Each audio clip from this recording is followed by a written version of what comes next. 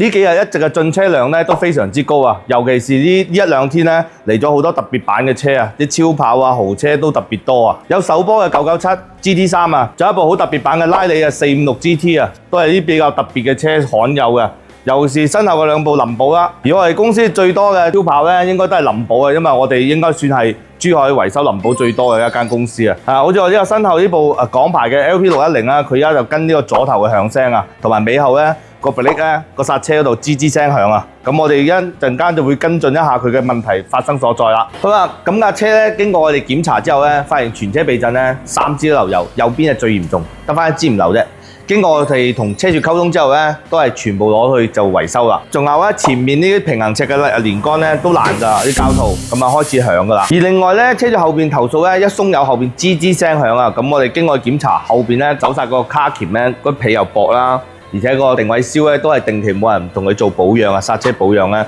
而導致嗰個活動嗰個銷位咧佢有發卡，所以咧拖住手剎嚟行，所以吱吱聲響嘅。咁啊，我哋而家進行一系列嘅維修啦，交去潤滑後邊嘅卡鉗啦、啲活塞啦，我哋都進行潤滑，咁啊去解決呢個問題啦。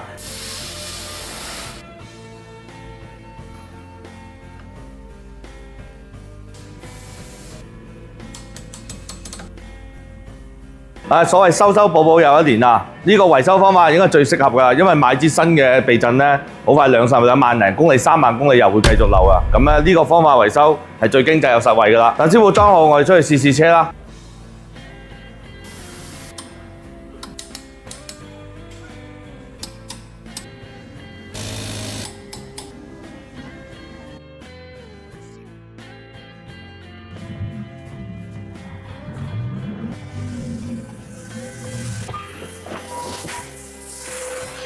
如果你有一台二手車超跑，想全車整備，用呢個方法，如果你又唔係太執着一定要原廠件嘅，呢個維修方法係最經濟㗎啦。歡迎喺評論區留低你車型，我會提供一個經濟嘅維修方案俾你哋嘅。